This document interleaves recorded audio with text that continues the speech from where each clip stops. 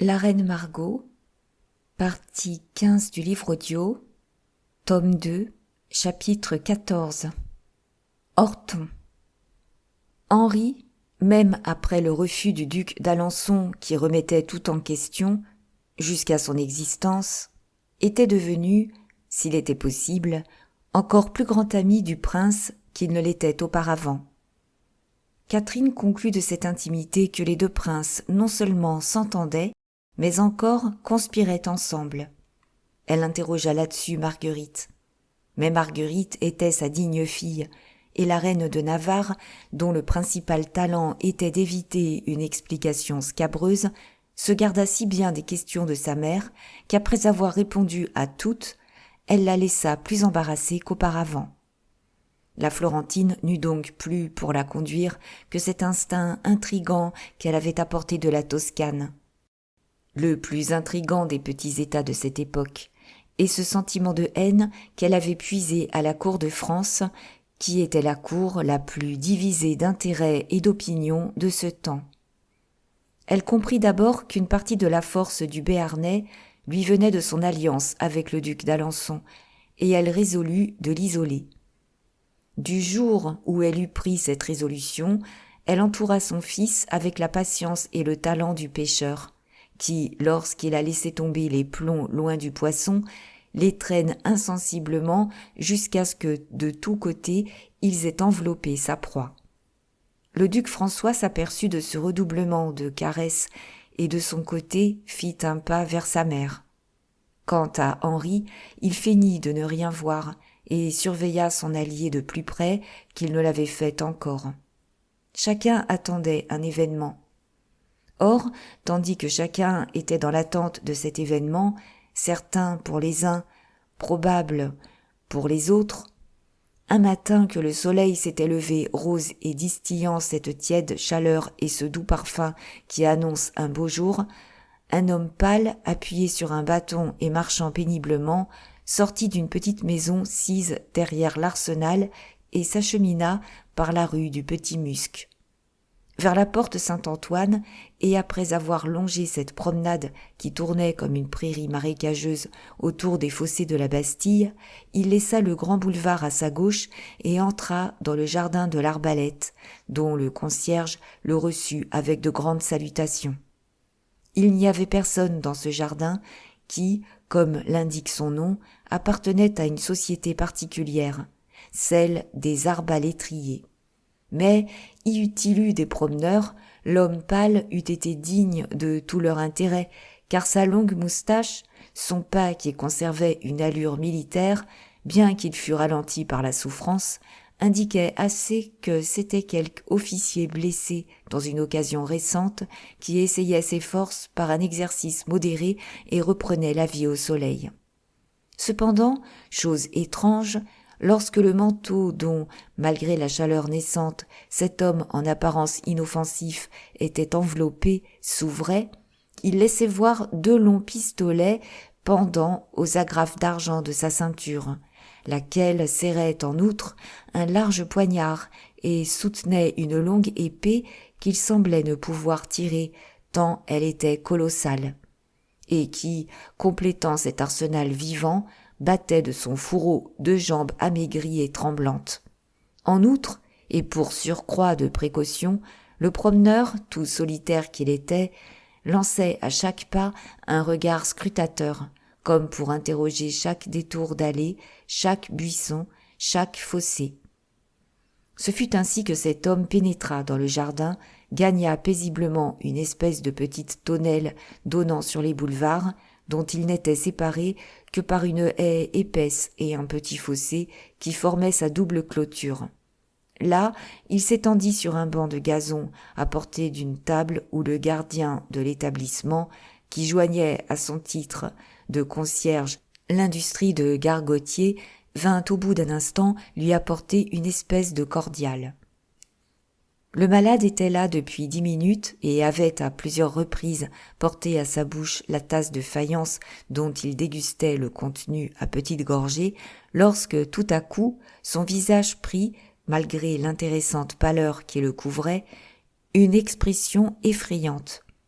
Il venait d'apercevoir, venant de la croix Faubin, par un sentier qui est aujourd'hui la rue de Naples, un cavalier enveloppé d'un grand manteau, lequel s'arrêta proche du bastion et attendit. Il y était depuis 5 minutes, et l'homme au visage pâle, que le lecteur a peut-être déjà reconnu pour Maurevel, avait à peine eu le temps de se remettre de l'émotion que lui avait causée sa présence, lorsqu'un jeune homme au justaucorps serré comme celui d'un page arriva par ce chemin qui fut depuis la rue des Fossés Saint-Nicolas et rejoignit le cavalier. Perdu dans sa tonnelle de feuillage, Maurevel pouvait tout voir et même tout entendre sans peine, et quand on saura que le cavalier était Demouy et le jeune homme au justaucorps serré Orton, on jugera si les oreilles et les yeux étaient occupés. L'un et l'autre regardèrent autour d'eux avec la plus minutieuse attention. Maurevel retenait son souffle. « Vous pouvez parler, monsieur, » dit le premier Orton, qui, étant le plus jeune, était le plus confiant. « Personne ne nous voit ni ne nous écoute. »« C'est bien, » dit Demouy. « Tu vas aller chez madame de Sauve. Tu remettras ce billet à elle-même si tu la trouves chez elle. Si elle n'y est pas, tu le déposeras derrière le miroir où le roi avait l'habitude de mettre les siens. Puis tu attendras dans le Louvre. Si l'on te donne une réponse, tu la porteras où tu sais. Si tu n'en as pas, tu viendras me chercher ce soir avec un poitrinal à l'endroit que je t'ai désigné et d'où je sors. »« Bien, » dit Orton, « je sais. Moi, je te quitte. J'ai fort à faire pendant toute la journée.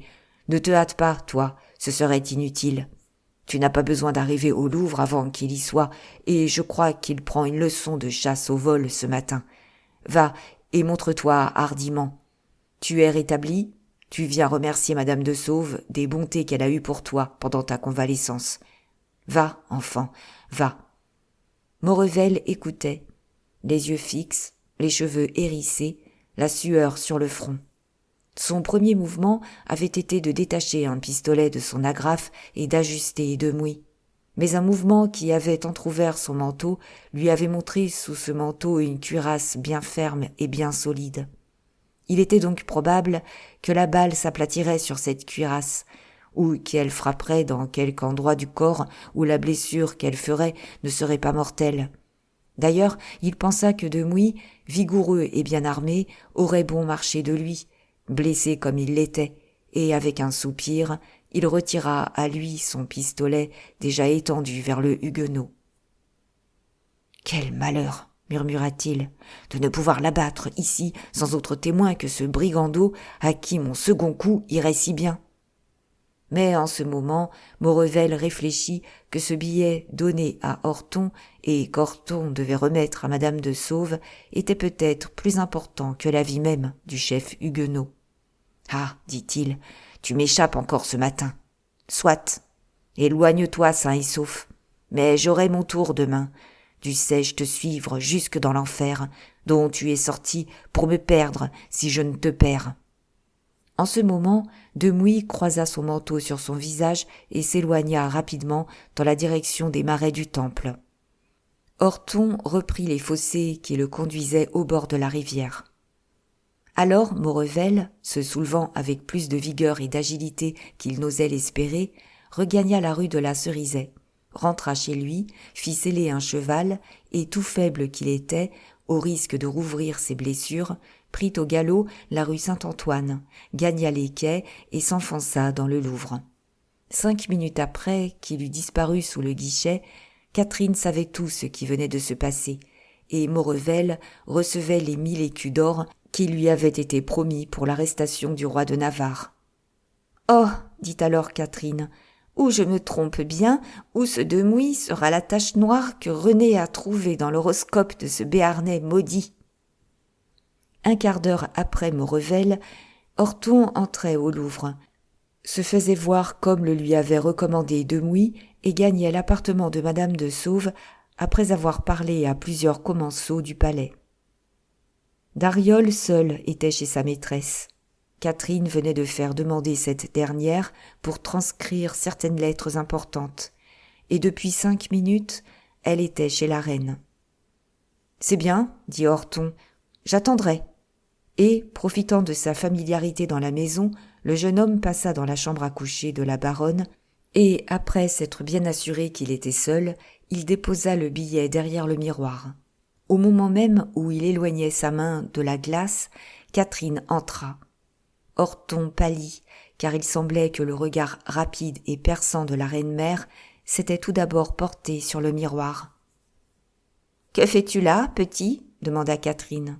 « Ne cherches-tu point madame de Sauve ?»« Oui, madame. » Il y avait longtemps que je ne l'avais vue, et en tardant encore à la venir remercier, je craignais de passer pour un ingrat. « Tu l'aimes donc bien, cette chère Charlotte ?»« De toute mon âme, madame. »« Et tu es fidèle à ce qu'on dit. Votre Majesté comprendra que c'est une chose bien naturelle quand elle saura que madame de Sauve a eu de moi des soins que je ne méritais pas, n'étant qu'un simple serviteur. »« Et dans quelle occasion a-t-elle eu de toi ces soins ?»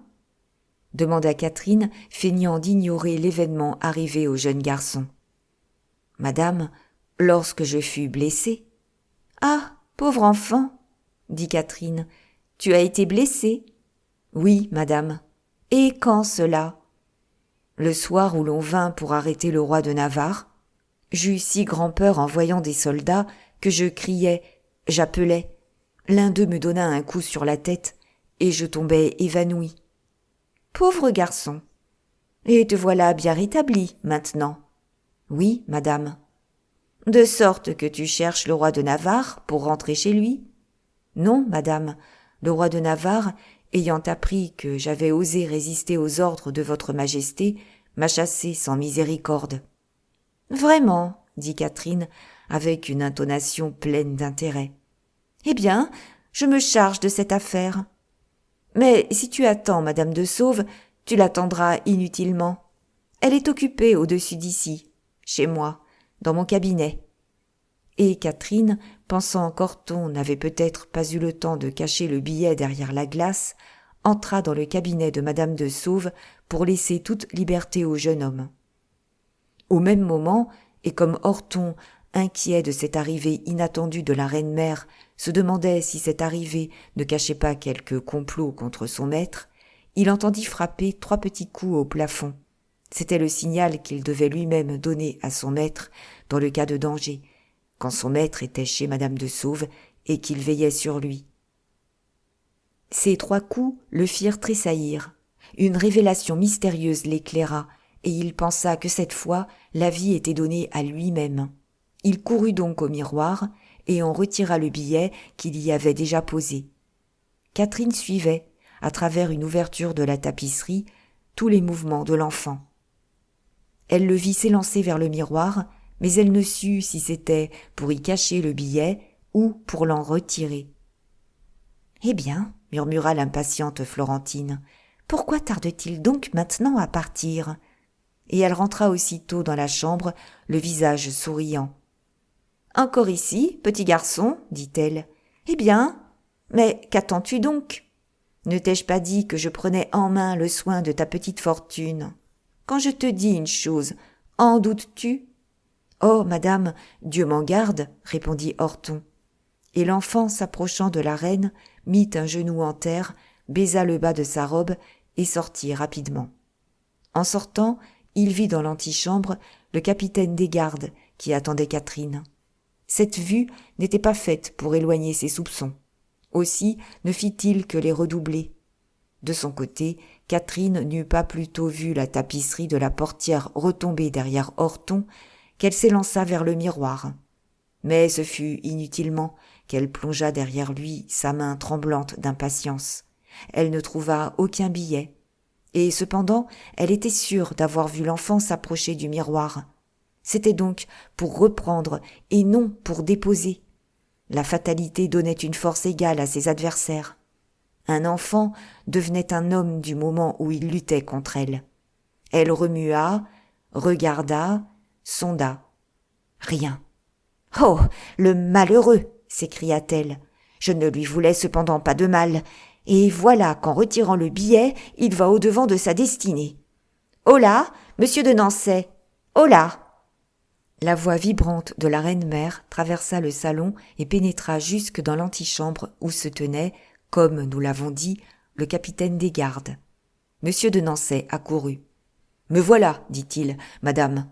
Que désire votre majesté ?»« Vous êtes dans l'antichambre ?»« Oui, madame. »« Vous avez vu sortir un jeune homme, un enfant. »« À l'instant même. »« Il ne peut être loin encore. »« À moitié de l'escalier à peine. »« Rappelez-le. »« Comment se nomme-t-il ?»« Orton. S'il refuse de revenir, ramenez-le de force. Cependant, ne l'effrayez point, s'il ne fait aucune résistance. Il faut que je lui parle à l'instant même. » Le capitaine des gardes s'élança. Comme il l'avait prévu, Orton était à peine à moitié de l'escalier, car il descendait lentement dans l'espérance de rencontrer dans l'escalier ou d'apercevoir dans quelque corridor le roi de Navarre ou madame de Sauve. Il s'entendit rappeler et tressaillit. Son premier mouvement fut de fuir. Mais avec une puissance de réflexion au-dessus de son âge, il comprit que s'il fuyait, il perdait tout. Il s'arrêta donc. « Qui m'appelle ?»« Moi, monsieur de Nancey, » répondit le capitaine des gardes en se précipitant par les montées. « Mais je suis bien pressé, » dit Orton. « De la part de sa majesté, la reine-mère, » reprit monsieur de Nancey en arrivant près de lui. L'enfant essuya la sueur qui coulait sur son front et remonta. Le capitaine le suivit par derrière. Le premier plan qu'avait formé Catherine était d'arrêter le jeune homme, de le faire fouiller et de s'emparer du billet dont elle le savait porteur. En conséquence, elle avait songé à l'accuser de vol et déjà avait détaché de la toilette une agrafe de diamants dont elle voulait faire peser la soustraction sur l'enfant.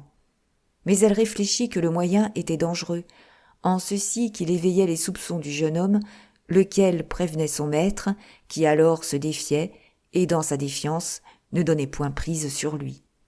Sans doute, elle pouvait faire conduire le jeune homme dans quelque cachot, mais le bruit de l'arrestation, si secrètement qu'elle se fît, se répandrait dans le Louvre, et un seul mot de cette arrestation mettrait Henri sur ses gardes. Il fallait cependant à Catherine ce billet, car un billet de M. de Mouy au roi de Navarre, un billet recommandé avec tant de soin, devait renfermer toute une conspiration. Elle replaça donc l'agrafe où elle l'avait prise. « Non, non, dit-elle, idée de sbire, mauvaise idée. Mais pour un billet, qui peut-être n'en vaut pas la peine, continua-t-elle en fronçant les sourcils, et en parlant si bas qu'elle-même pouvait à peine entendre le bruit de ses paroles. Eh, ma foi, ce n'est point ma faute. C'est la sienne. Pourquoi le petit brigand n'a-t-il point mis le billet où il devait le mettre? Ce billet, il me le faut. En ce moment, Orton rentra. Sans doute, le visage de Catherine avait une expression terrible, car le jeune homme s'arrêta, pâlissant sur le seuil. Il était encore trop jeune pour être parfaitement maître de lui-même. « Madame, dit-il, vous m'avez fait l'honneur de me rappeler.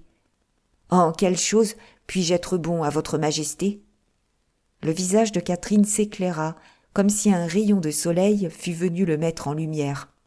« Je t'ai fait appeler. »« Enfant, dit-elle, parce que ton visage me plaît et que, t'ayant fait une promesse, celle de m'occuper de ta fortune, je veux tenir cette promesse sans retard. On nous accuse, nous autres reines, d'être oublieuses. Ce n'est point notre cœur qui l'est, c'est notre esprit, emporté par les événements. Or, je me suis rappelé que les rois tiennent dans leurs mains la fortune des hommes, et je t'ai rappelé. Viens, mon enfant, suis-moi. » Monsieur de Nancey, qui prenait la scène au sérieux, regardait cet attendrissement de Catherine avec un grand étonnement. « Sais-tu monter à cheval, petit ?» demanda Catherine. « Oui, madame. »« En ce cas, viens dans mon cabinet. Je vais te remettre un message que tu porteras à Saint-Germain. Je suis aux ordres de votre majesté. Faites-lui préparer un cheval, Nancey. » Monsieur de Nancey disparut. « Allons, enfant, » dit Catherine, et elle marcha la première. Orton la suivit. La reine-mère descendit un étage, puis elle s'engagea dans le corridor où étaient les appartements du roi et du duc d'Alençon, gagna l'escalier tournant, descendit encore un étage, ouvrit une porte qui aboutissait à une galerie circulaire dont nul, excepté le roi et elle, n'avait la clé, fit entrer Orton, entra ensuite et tira derrière elle la porte. Cette galerie entourait comme un rempart certaines portions des appartements du roi et de la reine-mère. C'était, comme la galerie du château Saint-Ange à Rome et celle du palais Pitti à Florence, une retraite ménagée en cas de danger. La porte tirée, Catherine se trouva enfermée avec le jeune homme dans ce corridor obscur. Tous deux firent une vingtaine de pas, Catherine marchant devant, Orton suivant Catherine. Tout à coup, Catherine se retourna, et Orton retrouva sur son visage la même expression sombre qu'il y avait vue 10 minutes auparavant. Ses yeux, ronds comme ceux d'une chatte ou d'une panthère, semblaient jeter du feu dans l'obscurité. « Arrête !» dit-elle. Orton sentit un frisson courir dans ses épaules. Un froid mortel, pareil à un manteau de glace, tombait de cette voûte. Le parquet semblait morne, comme le couvercle d'une tombe. Le regard de Catherine était aigu, si cela peut se dire, et pénétrait dans la poitrine du jeune homme. Il se recula en se rangeant tout tremblant contre la muraille. « Où est le billet que tu étais chargé de remettre au roi de Navarre ?»« Le billet ?» balbutia Orton.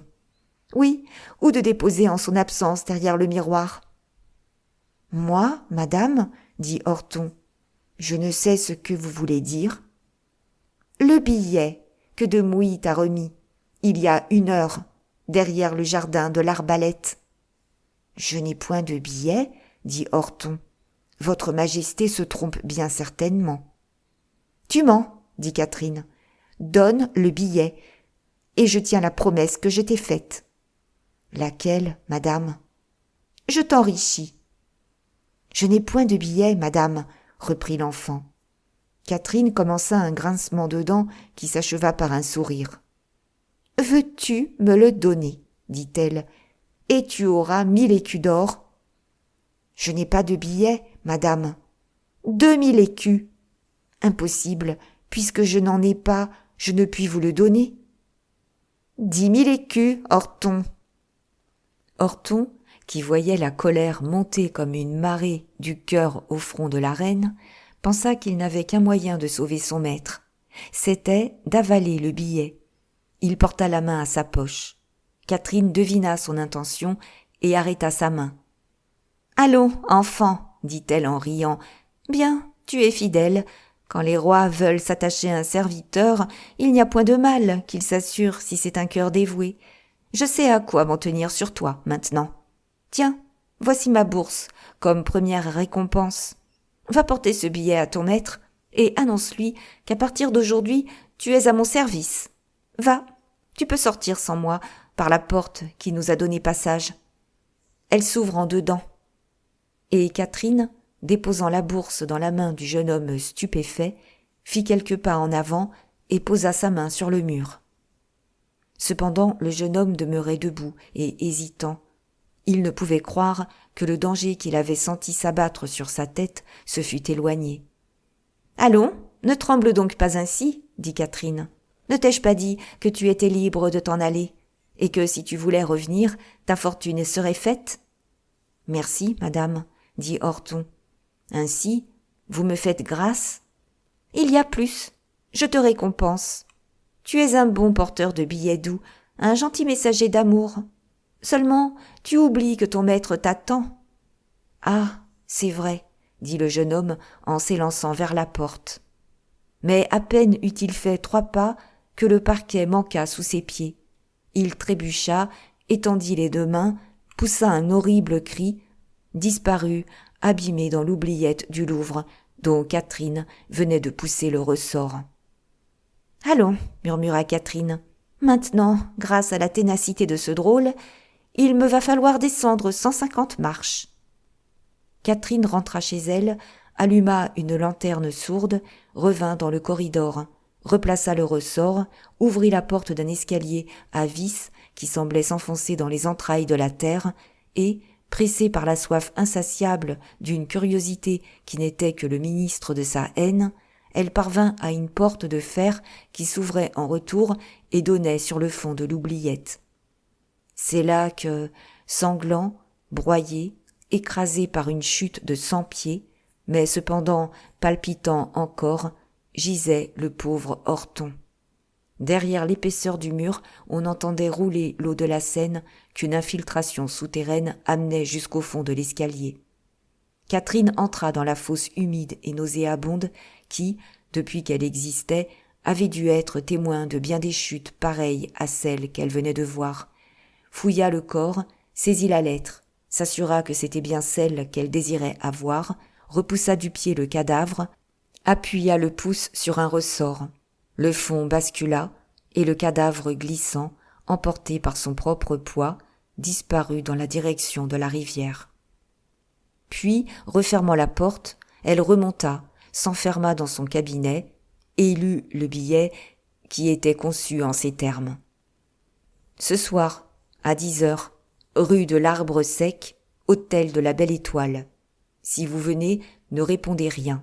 Si vous ne venez pas, dites non au porteur. Demouy de Saint-Phal. En lisant ce billet, il n'y avait qu'un sourire sur les lèvres de Catherine. Elle songeait seulement à la victoire qu'elle allait remporter, oubliant complètement à quel prix elle achetait cette victoire. Mais aussi, qu'était-ce qu'Horton ? Un cœur fidèle, une âme dévouée, un enfant jeune et beau. Voilà tout.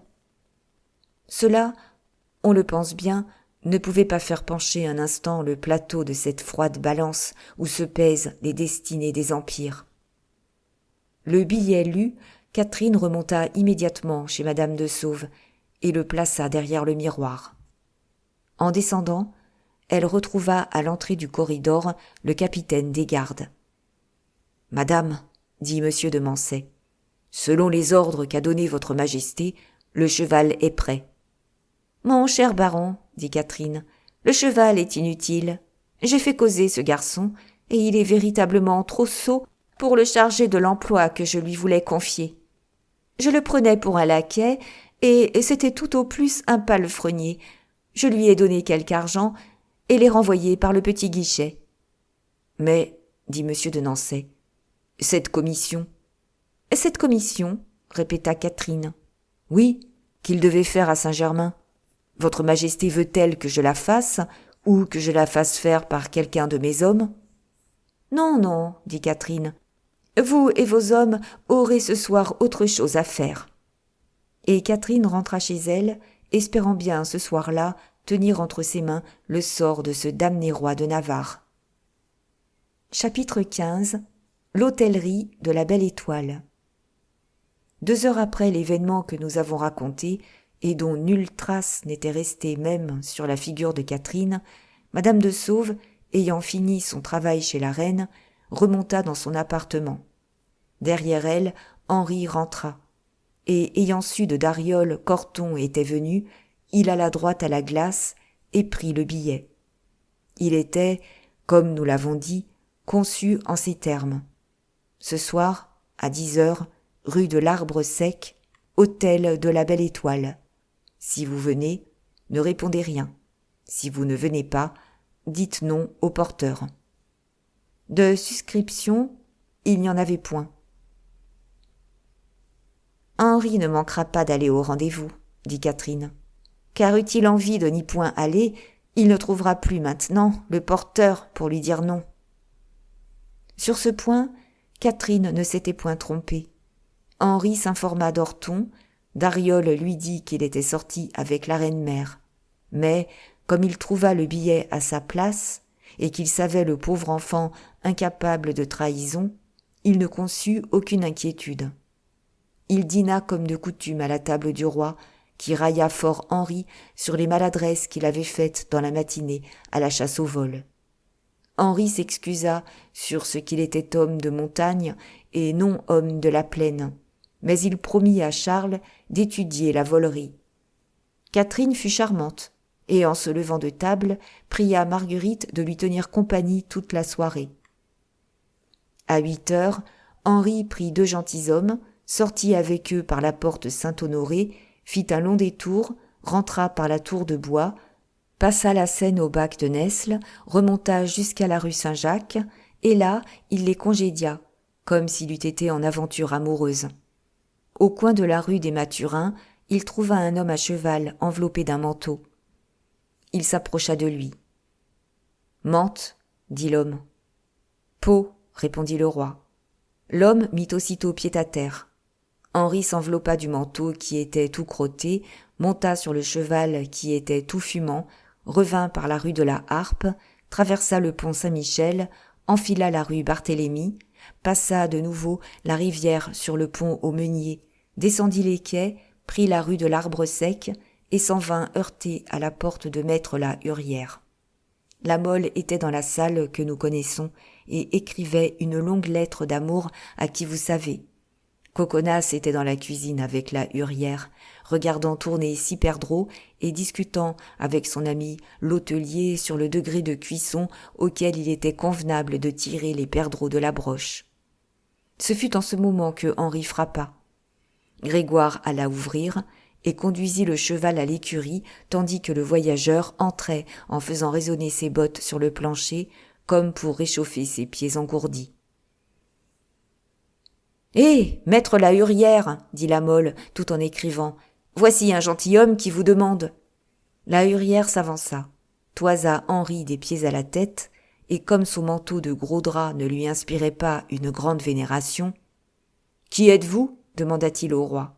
« Eh, sans Dieu !» dit Henri, montrant la Mole. « Monsieur vient de vous le dire, je suis un gentilhomme de Gascogne qui vient à Paris pour se produire à la cour. Que voulez-vous ? Une chambre et un souper. » Fit la Hurière. « Avez-vous un laquais ?» C'était, on le sait, la question habituelle. « Non, » répondit Henri, « mais je compte bien en prendre un dès que j'aurai fait fortune. »« Je ne loue pas de chambre de maître sans chambre de laquais, » dit la Hurière. « Même si je vous offre de vous payer votre souper un noble à la rose, quitte à faire notre prix demain ?»« Oh oh, vous êtes bien généreux, mon gentilhomme, » dit la Hurière en regardant Henri avec défiance. « Non, mais dans la croyance que je passerai la soirée et la nuit dans votre hôtel, que m'avait fort recommandé un seigneur de mon pays, qui l'habite, j'ai invité un ami à venir souper avec moi. Avez-vous du bon vin d'Arbois ? J'en ai que le Béarnais n'en boit pas de meilleur. Bon, je le paie à part. Ah, justement, voici mon convive. » Effectivement, la porte venait de s'ouvrir et avait donné passage à un second gentilhomme de quelques années plus âgé que le premier, traînant à son côté une immense rapière. « Ah ah !» dit-il, « vous êtes exact, mon jeune ami. Pour un homme qui vient de faire 200 lieues, c'est beau d'arriver à la minute. »« Est-ce votre convive ?» demanda la Hurière. « Oui, » dit le premier venu en allant au jeune homme à la rapière et en lui serrant la main. « Servez-nous à souper. »« Ici ou dans votre chambre ? » ?»« Où vous voudrez. »« Maître, » fit la Mole en appelant la Hurière, « débarrassez-nous de ces figures de huguenots. Nous ne pourrions pas, devant eux, Coconas et moi, dire un mot de nos affaires. »« Dressez le souper dans la chambre numéro 2, au 3e, » dit la Hurière. « Montez, messieurs, montez. » Les deux voyageurs suivirent Grégoire, qui marcha devant eux en les éclairant. La Mole les suivit des yeux, jusqu'à ce qu'ils eussent disparu. Et, se retournant alors, il vit Coconas, dont la tête sortait de la cuisine. Deux gros yeux fixes et une bouche ouverte donnaient à cette tête un air d'étonnement remarquable. La Mole s'approcha de lui. « Mordi !» lui dit Coconas. « As-tu vu ?»« Quoi ? Ces deux gentilshommes. »« Eh bien, je jurerais que c'est... »« Qui ? Mais le roi de Navarre et l'homme au manteau rouge. »« Jure si tu veux, mais pas trop haut. »« Tu as donc reconnu aussi ? » ?»« Certainement. »« Que viennent-ils faire ici ? » ?»« Quelque affaire d'amourette. »« Tu crois ? » ?»« J'en suis sûr. » La Mole, j'aime mieux des coups d'épée que ces amourettes-là. Je voulais jurer tout à l'heure. Je parie maintenant. Que paries-tu ? Qu'il s'agit de quelque conspiration. Oh, tu es fou. Et moi, je te dis que s'ils conspirent, cela les regarde. Ah, c'est vrai. Au fait, dit Coconas, je ne suis plus à monsieur d'Alençon. Qu'ils s'arrangent comme bon leur semblera. Et comme les perdreaux paraissaient arriver au degré de cuisson où les aimait Coconas, le Piémontais, qui en comptait faire la meilleure portion de son dîner, appela maître la hurière pour qu'il les tirât de la broche. Pendant ce temps, Henri et Demouy s'installaient dans leur chambre. « Eh bien, sire, dit Demouy, quand Grégoire eut dressé la table, vous avez vu Horton ? Non, mais j'ai eu le billet qu'il a déposé au miroir. L'enfant aura pris peur, à ce que je présume, car la reine Catherine est venue, tandis qu'il était là, si bien qu'il s'en est allé sans m'attendre. J'ai eu un instant quelque inquiétude, car Dariol m'a dit que la reine-mère l'a fait longuement causer. Oh, il n'y a pas de danger, le drôle est adroit. Et quoique la reine-mère sache son métier, il lui donnera du fil à retordre, j'en suis sûr. Et vous, Demouy, l'avez-vous revu ? Demanda Henri. Non, mais je le reverrai ce soir. À minuit, il doit me revenir prendre ici avec un bon poitrinal. Il me contera cela en nous allant. Et l'homme qui était au coin de la rue des Mathurins ? Quel homme ? L'homme dont j'ai le cheval et le manteau. En êtes-vous sûr ? C'est un de nos plus dévoués. D'ailleurs, il ne connaît pas votre majesté et il ignore à qui il a eu affaire. Nous pouvons alors causer de nos affaires en toute tranquillité. Sans aucun doute. D'ailleurs, la Mole fait le guet. À merveille. Eh bien, sire, que dit monsieur d'Alençon ? Monsieur d'Alençon ne veut plus partir, Demouy. Il s'est expliqué nettement à ce sujet. L'élection du duc d'Anjou au trône de Pologne et l'indisposition du roi ont changé tous ses desseins. Ainsi, c'est lui qui a fait manquer tout notre plan. Oui. Il nous trahit, alors. Pas encore, mais il nous trahira à la première occasion qu'il trouvera. Cœur lâche, esprit perfide, pourquoi n'a-t-il pas répondu aux lettres que je lui ai écrites ? Pour avoir des preuves, et n'en pas donner. En attendant, tout est perdu, n'est-ce pas, Demouy ? Au contraire, sire, tout est gagné. Vous savez bien que le parti tout entier, moins la fraction du prince de Condé, était pour vous, et ne se servait du duc, avec lequel il avait eu l'air de se mettre en relation, que comme d'une sauvegarde. Eh bien, depuis le jour de la cérémonie, j'ai tout relié, tout rattaché à vous. 100 hommes vous suffisaient pour fuir avec le duc d'Alençon. J'en ai levé 1500. Dans 8 jours, ils seront prêts, échelonnés sur la route de Pau. Ce ne sera plus une fuite, ce sera une retraite. 1500 hommes vous suffiront-ils, sire ? Et vous croirez-vous en sûreté avec une armée ? Henri sourit, et lui frappant sur l'épaule, « Tu sais, Demouy, lui dit-il, et tu es seul à le savoir, que le roi de Navarre n'est pas de son naturel aussi effrayé qu'on le croit. Eh, mon Dieu, je le sais, sire, et j'espère qu'avant qu'il soit longtemps, la France tout entière le saura comme moi. Mais quand on conspire, il faut réussir. La première condition de la réussite est la décision, et pour que la décision soit rapide, franche, incisive, il faut être convaincu qu'on réussira. Eh bien, sire, quels sont les jours où il y a chasse ? Tous les 8 ou 10 jours, soit à la cour, soit au vol. Quand a-t-on chassé ? Aujourd'hui même. D'aujourd'hui en 8 ou 10 jours, on chassera donc encore ? Sans aucun doute, peut-être même avant. Écoutez, tout me semble parfaitement calme. Le duc d'Anjou est parti, on ne pense plus à lui. Le roi se remet de jour en jour de son indisposition. Les persécutions contre nous ont à peu près cessé. Faites les 12 yeux à la reine-mère, faites les 12 yeux à monsieur d'Alençon. Dites-lui toujours que vous ne pouvez partir sans lui.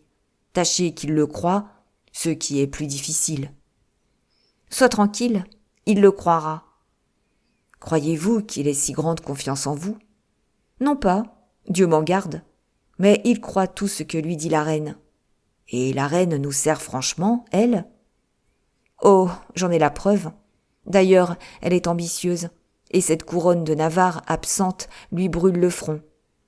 Eh bien, 3 jours avant cette chasse, faites-moi dire où elle aura lieu, si c'est à Bondy, à Saint-Germain ou à Rambouillet. Ajoutez que vous êtes prêts, Et quand vous verrez monsieur de la Mole piquer devant vous, suivez-le et piquez ferme. Une fois hors de la forêt, si la reine-mère veut vous avoir, il faudra qu'elle coure après vous. Or, ces chevaux normands ne verront pas même, je l'espère, les fers de nos chevaux barbes et de nos genêts d'Espagne. »« C'est dit, Demouy. »« Avez-vous de l'argent, sire ?» Henri fit la grimace que toute sa vie il fit à cette question. « Pas trop, dit-il, mais je crois que Margot en a. »« Eh bien, soit à vous, soit à elle, emportez-en le plus que vous pourrez. »« Et toi, en attendant, que vas-tu faire ? » ?»« Après m'être occupé des affaires de votre majesté assez activement, comme elle voit, votre majesté me permettra-t-elle de m'occuper un peu des miennes ? » ?»« Fais, Demouy, fais. Mais quelles sont tes affaires ? » ?»« Écoutez, sire, Orton m'a dit, c'est un garçon fort intelligent que je recommande à votre majesté. Orton m'a dit hier avoir rencontré près de l'arsenal ce brigand de Maurevel qui est rétabli grâce aux soins de René et qui se réchauffe au soleil comme un serpent qu'il est. « Ah oui, je comprends, dit Henri. Ah, vous comprenez, bon.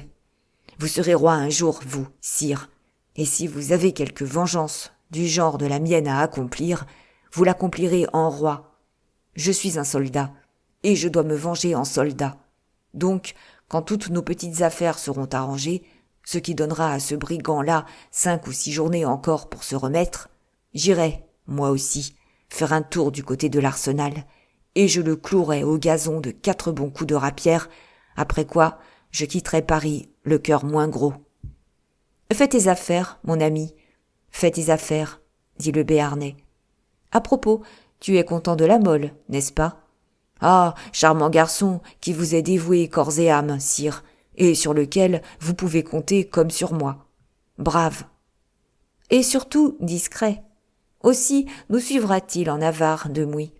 Une fois arrivé là, nous chercherons ce que nous devrons faire pour le récompenser. » Comme Henri achevait ces mots avec son sourire narquois, la porte s'ouvrit, ou plutôt s'enfonça, et celui dont on faisait l'éloge au moment même parut, pâle et agité. « Alerte, sire !» s'écria-t-il. « Alerte ! La maison est cernée !»« Cernée !» s'écria Henri en se levant. « Par qui ? » ?»« Par les gardes du roi. »« Oh oh !» dit Demouy en tirant ses pistolets de sa ceinture. « Bataille, à ce qu'il paraît. »« Ah oui, dit la Mole, il s'agit bien de pistolets et de bataille. Que voulez-vous faire contre 50 hommes ? » ?»« Il a raison, dit le roi. Et s'il y avait quelque moyen de retraite, il y en a un qui m'a déjà servi à moi, et si votre majesté veut me suivre, et Demouy, monsieur Demouy peut nous suivre aussi, s'il veut, mais il faut que vous vous pressiez tous deux. On entendit des pas dans l'escalier. Il est trop tard, dit Henri. Ah, si l'on pouvait seulement les occuper pendant 5 minutes, s'écria la Mole. Je répondrais du roi. Alors, répondez-en, monsieur, dit Demouy. Je me charge de les occuper, moi. Allez, sire, allez. Mais que feras-tu ? Ne vous inquiétez pas, sire. Allez toujours. Et Demouy commença par faire disparaître l'assiette, la serviette et le verre du roi, de façon qu'on pût croire qu'il était seul à table. « Venez, sire, venez !» s'écria la Mole en prenant le roi par le bras et l'entraînant dans l'escalier. « Demouy, mon brave Demouy !» s'écria Henri en tendant la main au jeune homme. Demouy baisa cette main, poussa Henri hors de la chambre et en referma derrière lui la porte au verrou. « Oui, oui, je comprends, » dit Henri. « Il va se faire prendre, lui, tandis que nous nous sauverons, nous. Mais qui diable peut nous avoir trahis ? Venez, sire, venez. Il monte, il monte. » En effet, la lueur des flambeaux commençait à ramper le long de l'étroit escalier, tandis qu'on entendait au bas comme une espèce de cliquetis d'épée. « Alerte, sire, alerte !» dit la Mole, et, guidant le roi dans l'obscurité, il lui fit monter 2 étages, poussa la porte d'une chambre qu'il referma au verrou, et, allant ouvrir la fenêtre d'un cabinet, « Sire, dit-il, votre majesté craint-elle beaucoup les excursions sur les toits ?»« Moi, dit Henri, allons donc, un chasseur d'isards. »« Eh bien, que votre majesté me suive. Je connais le chemin et vais lui servir de guide. » Allez, allez, dit Henri, je vous suis. Et la Mole enjamba le premier, suivit un large rebord faisant gouttière, au bout duquel il trouva une vallée formée par 2 toits. Sur cette vallée s'ouvrait une mansarde sans fenêtre et donnant dans un grenier inhabité. « Sire, dit la Mole, vous voici au port. »« Ah ah, dit Henri, tant mieux. » Et il essuya son front pâle où perlait la sueur. « Maintenant, dit la Mole, les choses vont aller toutes seules. Le grenier donne sur l'escalier aboutit à une allée et cette allée conduit à la rue. J'ai fait le même chemin, sire, par une nuit bien autrement terrible que celle-ci. »« Allons, allons, dit Henri, en avant !» La Mole se glissa le premier par la fenêtre béante, gagna la porte mal fermée, l'ouvrit, se trouva en haut d'un escalier tournant, et mettant dans la main du roi la corde qui servait de rampe, « Venez, sire, dit-il. » Au milieu de l'escalier, Henri s'arrêta. Il était arrivé devant une fenêtre. Cette fenêtre donnait sur la cour de l'hôtellerie de la Belle Étoile. On voyait dans l'escalier en face courir des soldats, les uns portant à la main des épées et les autres des flambeaux. Tout à coup, au milieu d'un groupe, le roi de Navarre aperçut Demouy. Il avait rendu son épée et descendait tranquillement. « Pauvre garçon, dit Henri, cœur brave et dévoué. »« Ma foi, sire, dit la Mole, votre majesté remarquera qu'il a l'air fort calme. Et étonné, même il rit. Il faut qu'il médite quelques bons tours, car, vous le savez, il rit rarement. »« Et ce jeune homme qui était avec vous ? » ?»« Monsieur de Coconas ?» demanda la Mole. « Oui, monsieur de Coconas. Qu'est-il devenu ? » ?»« Oh, sire, je ne suis point inquiet de lui. En apercevant les soldats, il ne m'a dit qu'un mot. Risquons-nous quelque chose ? » ?»« La tête, lui ai-je répondu. »« Et te sauveras-tu, toi ? » ?»« Je l'espère. »« Eh bien, moi aussi, a-t-il répondu. Et je vous jure qu'il se sauvera, sire. Quand on prendra Coconas, je vous en réponds, c'est qu'il lui conviendra de se laisser prendre. »« Alors, dit Henri, tout va bien, tout va bien. Tâchons de regagner le Louvre. »« Oh, mon Dieu, fit la Mole, rien de plus facile. Sire, enveloppons-nous de nos manteaux et sortons. La rue est pleine de gens accourus au bruit, on nous prendra pour des curieux. » En effet, Henri et la Mole trouvèrent la porte ouverte et n'éprouvèrent d'autre difficulté pour sortir que le flot de populaires qui encombrait la rue. Cependant, tous deux parvinrent à se glisser par la rue d'Aveyron. Mais en arrivant rue des Poulies, ils virent, traversant la place Saint-Germain-l'Auxerrois, Demouy et son escorte, conduits par le capitaine des gardes, M. de Nançay. « Ah ah, dit Henri, on le conduit au Louvre, à ce qu'il paraît. Diable! Les guichets vont être fermés. On prendra les noms de tous ceux qui rentreront. Et si l'on me voit rentrer après lui, ce sera une probabilité que j'étais avec lui. »« Eh bien, mais sire, dit la Mole, rentrez au Louvre autrement que par le guichet. »« Comment diable veux-tu que j'y rentre ? » ?»« Votre majesté n'a-t-elle point la fenêtre de la reine de Navarre ? » ?»« Ventre saint gris, monsieur de la Mole, dit Henri, vous avez raison. Et moi qui n'y pensais pas. Mais comment prévenir la reine ? » ?»« Oh, dit la Mole en s'inclinant avec une respectueuse reconnaissance. Votre majesté lance si bien les pierres. Chapitre 16. Demouy de Saint-Phal. Cette fois, Catherine avait si bien pris ses précautions qu'elle croyait être sûre de son fait. En conséquence, vers 10 heures, elle avait renvoyé Marguerite, bien convaincue, c'était d'ailleurs la vérité, que la reine de Navarre ignorait ce qui se tramait contre son mari, et elle était passée chez le roi, le priant de retarder son coucher.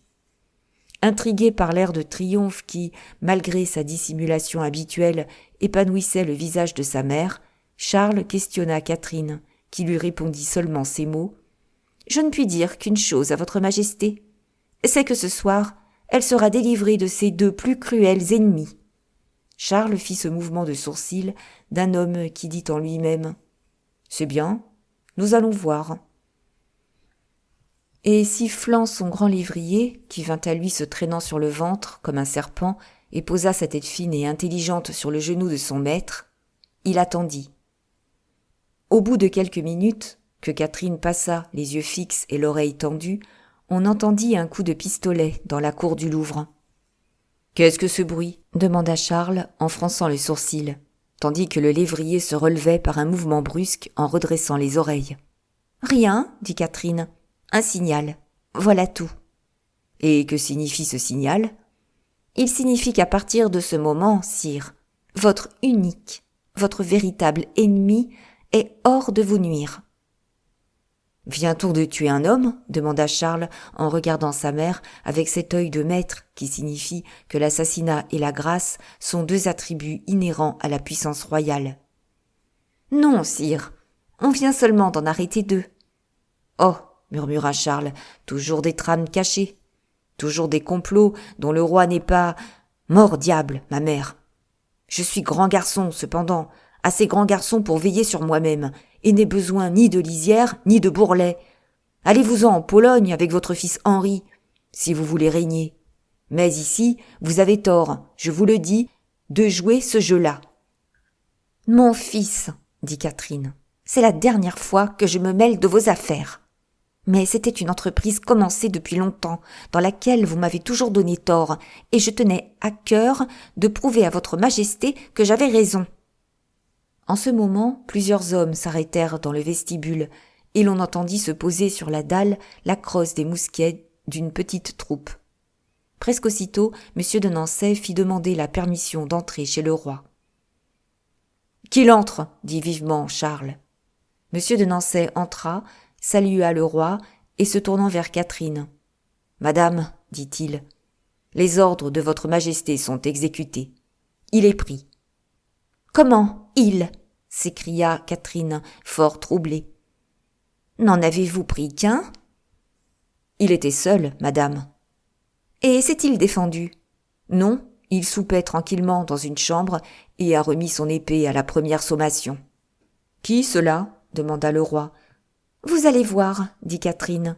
Faites entrer le prisonnier, monsieur de Nançay. » 5 minutes après, Demouy fut introduit. « Demouy » s'écria le roi.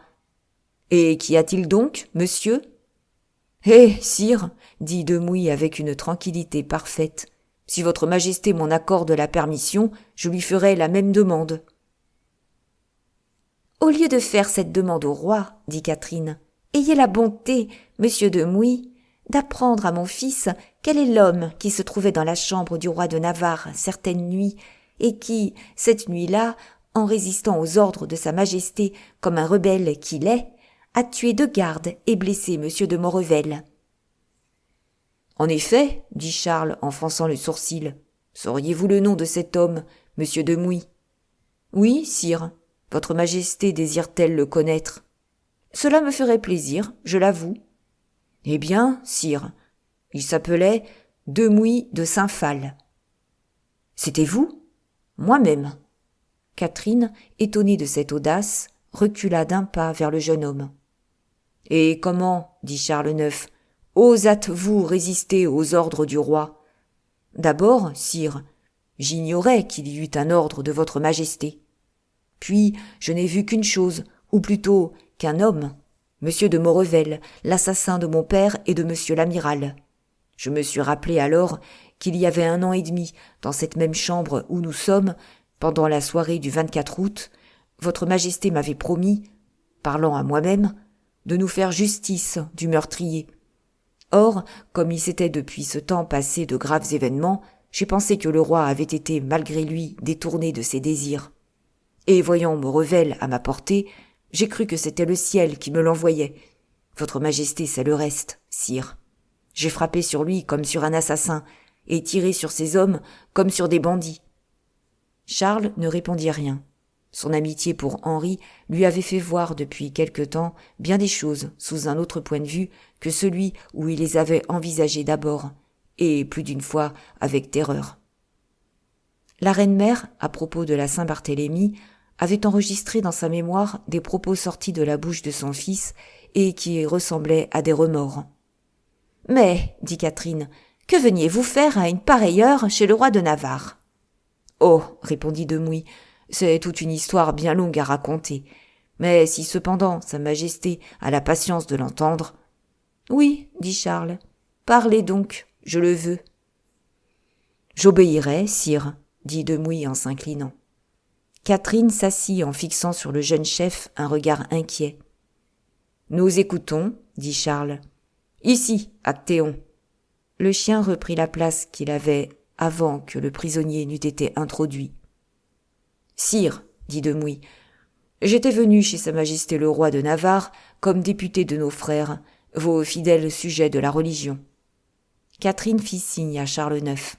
« Soyez tranquille, ma mère, » dit celui-ci. « Je ne perds pas un mot. Continuez, monsieur de Mouy, continuez. Pourquoi étiez-vous venu ? » « Pour prévenir le roi de Navarre, » continua monsieur de Mouy, « que son abjuration lui avait fait perdre la confiance du parti huguenot, mais que, cependant, en souvenir de son père, Antoine de Bourbon, et surtout en mémoire de sa mère, la courageuse Jeanne d'Albret, dont le nom est cher parmi nous, ceux de la religion lui devaient cette marque de déférence de le prier de se désister de ses droits à la couronne de Navarre. « Que dit-il » s'écria Catherine, ne pouvant malgré sa puissance sur elle-même recevoir sans crier un peu le coup inattendu qui la frappait. « Ah ah » fit Charles, « mais cette couronne de Navarre, qu'on fait ainsi sans ma permission voltiger sur toutes les têtes, il me semble cependant qu'elle m'appartient un peu. » « Les Huguenots, sire, reconnaissent mieux que personne ce principe de suzeraineté que le roi vient d'émettre. Aussi espérait-il engager votre majesté à la fixer sur une tête qui lui est chère. »« À moi, » dit Charles, « sur une tête qui m'est chère ? Mort diable, de quelle tête voulez-vous donc parler, monsieur ? Je ne vous comprends pas. »« De la tête de monsieur le duc d'Alençon. » Catherine devint pâle comme la mort et dévora de Mouy d'un regard flamboyant. « Et mon frère d'Alençon le savait ? » ?»« Oui, sire. »« Et il acceptait cette couronne ? » ?»« Sauf l'agrément de votre majesté, à laquelle il nous renvoyait. »« Oh oh » dit Charles, « en effet, c'est une couronne qui ira à merveille à notre frère d'Alençon. Et moi qui n'y avais pas songé. Merci, de Mouy, merci. Quand vous aurez des idées semblables, vous serez le bienvenu au Louvre. »« Sire, vous seriez instruit depuis longtemps de tout ce projet sans cette malheureuse affaire de Maurevel qui m'a fait craindre d'être tombé dans la disgrâce de votre majesté. »« Oui, mais, » fit Catherine, « que disait Henri de ce projet ? » ?»« Le roi de Navarre, madame, se soumettait au désir de ses frères, et sa renonciation était prête. »« En ce cas, » s'écria Catherine, « cette renonciation, vous devez la voir. »« En effet, madame, » dit de Mouy, « par hasard, je l'ai sur moi, signée de lui et datée. »« D'une date antérieure à la scène du Louvre ?» dit Catherine. « Oui, de la veille, je crois. » Et monsieur de Mouy tira de sa poche une renonciation en faveur du duc d'Alençon, écrite, signée de la main de Henri et portant la date indiquée. « Ma foi, oui, » dit Charles, « et tout est bien en règle. » « Et que demandait Henri en échange de cette renonciation ? » ?»« Rien, madame. L'amitié du roi Charles, nous a-t-il dit, le dédommagerait amplement de la perte d'une couronne. » Catherine mordit ses lèvres de colère et tordit ses belles mains. « Tout cela est parfaitement exact, de Mouy, » ajouta le roi.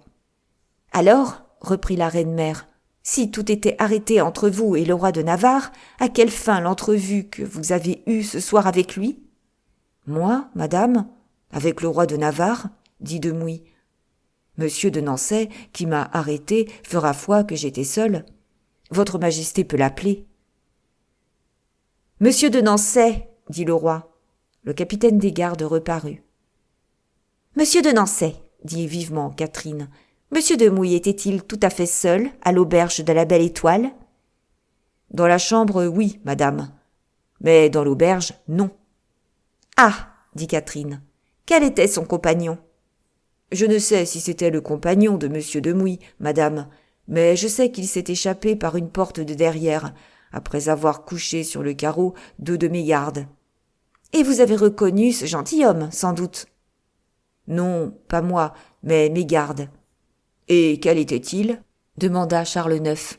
« Monsieur le comte Annibal de Coconas. »« Annibal de Coconas ? répéta le roi assombri et rêveur. « Celui qui a fait un si terrible massacre de Huguenots pendant la Saint-Barthélemy ?»« Monsieur de Coconas, gentilhomme de monsieur d'Alençon, » dit monsieur de Nançay. « c'est bien, dit Charles IX. « Retirez-vous, monsieur de Nançay, et une autre fois, souvenez-vous d'une chose. »« De laquelle, sire ? » ?»« C'est que vous êtes à mon service, et que vous ne devez obéir qu'à moi. » Monsieur de Nançay se retira à reculons en saluant respectueusement. De Mouy envoya un sourire ironique à Catherine. Il se fit un silence d'un instant. La reine tordait la ganse de sa cordelière. Charles caressait son chien.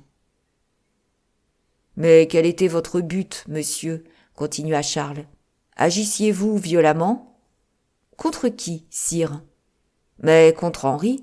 Contre François ou contre moi ? » ?»« Sire, nous avions la renonciation de votre beau-frère, l'agrément de votre frère, et comme j'ai eu l'honneur de vous le dire, nous étions sur le point de solliciter l'autorisation de votre majesté lorsqu'est arrivée cette fatale affaire du Louvre. »« Eh bien, ma mère, dit Charles, je ne vois aucun mal à tout cela. Vous étiez dans votre droit, monsieur de Mouy, en demandant un roi. »« Oui, la Navarre peut être et doit être un royaume séparé. Il y a plus. Ce royaume semble fait exprès pour doter mon frère d'Alençon, qui a toujours eu si grande envie d'une couronne, que lorsque nous portons la nôtre, il ne peut détourner les yeux de dessus elle. La seule chose qui s'opposait à cette intronisation, c'était le droit de Henriot. Mais puisqu'Henriot y renonce volontairement... »« Volontairement, sire. Il paraît que c'est la volonté de Dieu. Monsieur de Mouy, vous êtes libre de retourner vers vos frères, que j'ai châtiés. Un peu durement, peut-être. Mais ceci est une affaire entre moi et Dieu. Et dites-leur que, puisqu'ils désirent pour roi de Navarre mon frère d'Alençon, le roi de France se rend à leur désir. À partir de ce moment, la Navarre est un royaume et son souverain s'appelle François. Je ne demande que 8 jours pour que mon frère quitte Paris avec l'éclat et la pompe qui conviennent à un roi. Allez, monsieur de Mouy, allez. Monsieur de Nançay, laissez passer monsieur de Mouy. Il est libre. Sire, dit de Mouy en faisant un pas en avant, votre majesté permet-elle ? Oui, dit le roi, et il tendit la main au jeune Huguenot. De Mouy mit un genou à terre et baisa la main du roi. À propos, dit Charles en le retenant au moment où il allait se relever. Ne m'aviez-vous pas demandé justice de ce brigand de Maurevel ? Oui, sire. Je ne sais où il est pour vous la faire, car il se cache. Mais si vous le rencontrez, faites-vous justice vous-même. Je vous y autorise. Et de grand cœur. Ah, sire, s'écria de Mouy, voilà qui me comble véritablement. Que votre majesté s'en rapporte à moi. Je ne sais non plus où il est, mais je le trouverai, soyez tranquille. Et de Mouy, après avoir respectueusement salué le roi Charles et la reine Catherine, se retira sans que les gardes qui l'avaient amené missent aucun empêchement à sa sortie. Il traversa les corridors, gagna rapidement le guichet et, une fois dehors, ne fit qu'un bond de la place Saint-Germain-l'Auxerrois à l'auberge de la Belle Étoile, où il retrouva son cheval, grâce auquel, 3 heures après la scène que nous venons de raconter, le jeune homme respirait en sûreté derrière les murailles de Mantes. Catherine, dévorant sa colère, regagna son appartement d'où elle passa dans celui de Marguerite. Elle y trouva Henri en robe de chambre et qui paraissait prêt à se mettre au lit. « Satan !» murmura-t-elle, « aide une pauvre reine pour qui Dieu ne veut plus rien faire. » Merci d'avoir écouté. À demain pour un nouveau chapitre. N'oubliez pas de vous abonner pour ne manquer aucun épisode. Si vous souhaitez promouvoir cette chaîne, vous pouvez aussi liker, mettre un commentaire et partager.